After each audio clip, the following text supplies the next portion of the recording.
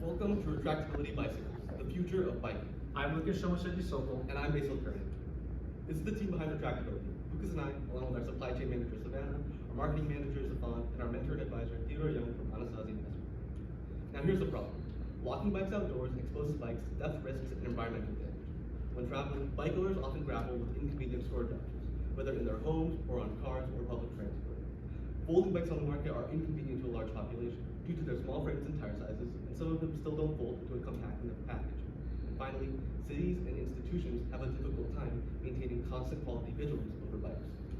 So our solution is the Retractability Pioneer, revolutionizing bikes with a compact design that effortlessly fits into a suitcase. The Retractability Pioneer is the world's first full-size bike that can fold into a compact package of 26 inches by 20 inches by 14 inches. Now, this is made possible with our novel folding tire technology, which allows us to fold an airless 26-inch diameter tire into a 9-inch diameter tire, reducing the overall footprint of the bike. Now, Retractability outperforms its competitors in many ways. Firstly, Bronco, they create foldable bikes that collapse into a small package, but their small frame and tire size makes it inconvenient to ride, and their price point is just too high. A fixed-gear bike from State Bicycles is comfortable for most students, but it's inconvenient to take around. And finally, an alternative, like an electric skateboard, it's compact, but it's difficult to go over long distances. Retractability bikes are compact when folded, easy to ride when unfolded, comfortable to ride, and are reasonably priced. Now, our primary customers are students. As students ourselves, we have direct access to this demographic, so we're able to figure out their troubles through tabling and surveys. Currently, we measure customer interest through Instagram followers and interest list sign-up. Currently, we have 141 followers on Instagram and 68 people who signed up for our interest list. And we found that when we tabled here at ASU, 90% of the people that we talked to end up signing up for our interest list. And this has all been done without spending a dime on marketing.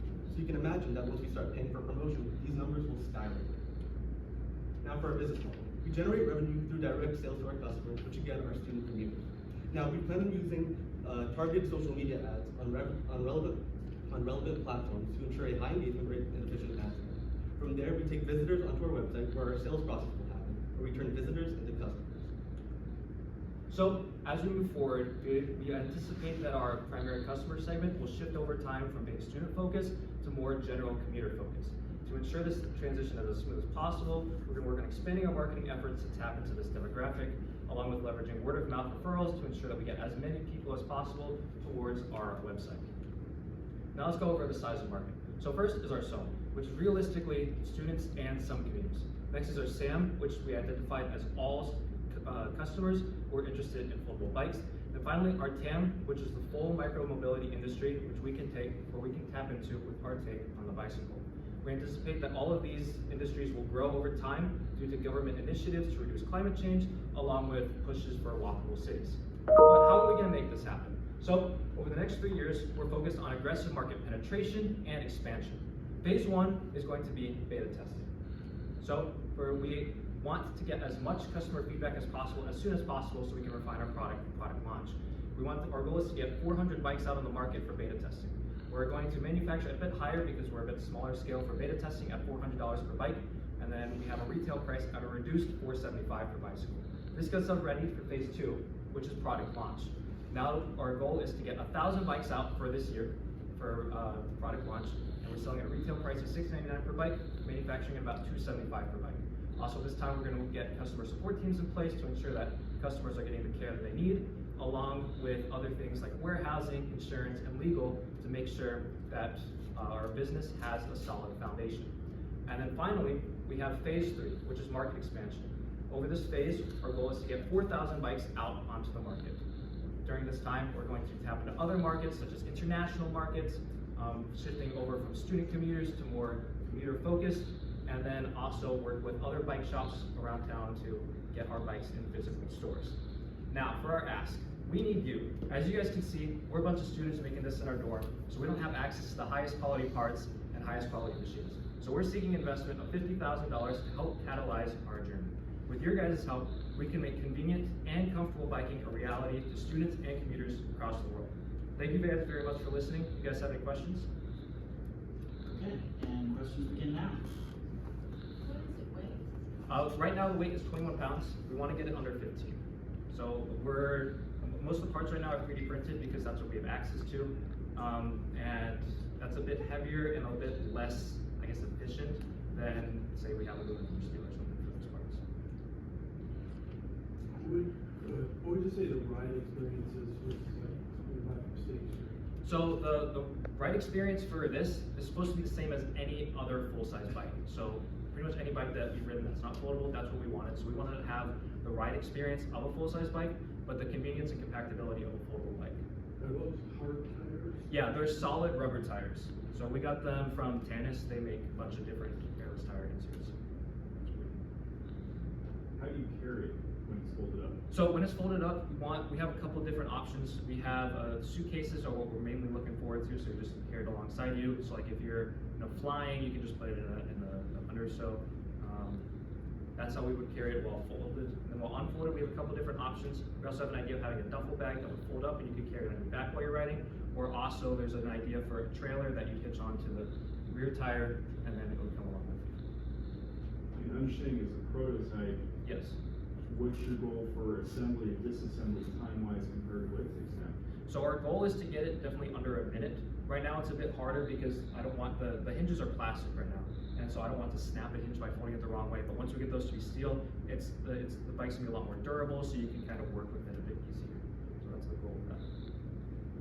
And the Yeah. goal also is not to have to, you don't have to lock it up anymore.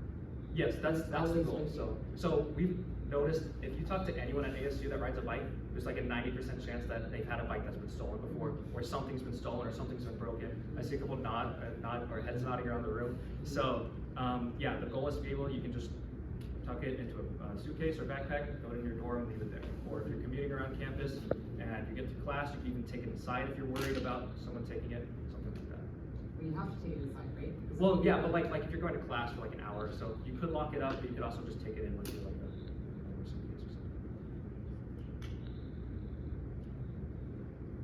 And the cost of production right now is, $400 per bike is what we're estimating, but we got those prices from China, and with all the tariffs going on, we're still working on other things. Luckily, bicycling manufacturers are really big in Indonesia, which isn't getting hit with the strongest of tariffs, so we're looking at other manufacturing options for that as well, just to stay flexible. Is there anything that you could do to manufacture that locally? Yeah, so there's one company that we saw, it's KLK Manufacturing. They do full assembly along with parts. So we were trying to talk with them, reaching out. I don't think they've gotten back to us yet, but we're looking at them, especially because we want to do the tires more locally because they're a bit more specialized. So we can go and like fix things or make sure the manufacturing process is down packed as opposed to having to fly to Indonesia to make sure they're making it right. So we want the tires to be we want the whole thing to eventually be manufactured locally, but right now it's just not feasible because it's just not that cost effective yet. any sustainable products in there? Well, I guess we want the whole thing to be metal, so if you count that as sustainable. Right now, it's a bunch of 3D printed plastic, so we want to get away from that as soon as possible because that's not most sustainable. And the rubber could be Yeah, reused. the rubber could be reused as well, so. How often would you have to replace those tires? The goal is just to do normal tires that you replace as often as, I don't know, well, a normal tire would pop, so it's another thing that we have the added durability that they're airless tires, so they can never pop, so hopefully the life cycle is as long as the bike. How would they be replaced? So we would probably, there's a couple different things. The design is modular as well. So each one of these segments can be physically taken out and replaced. So if something goes wrong with a segment, you could replace that. Other than that, you could buy a full tire as well. But we want it to be as modular as possible. So if something goes wrong, we can switch it out. Have you ever ridden it to class? No, not this. This is, we made this one in our dorm, so I wouldn't trust it to ride it yet. All the hinges are plastic, so, yeah, but we want, that's the first goal, is to be able to ride it around, show it to students around campus, stuff like that. Will there be a weight limit for that? So the government specifies that we have to have a minimum weight limit of 450 pounds. That's just for all bicycles on the market. 450, So, it will hold somebody that's 450 pounds? yeah, that's what we have to get to be able to sell it. Really? So, yeah. Yeah, no, it does not look like it. It's not yet. Yeah. Well, that's eventually we'll get it there with full metal design.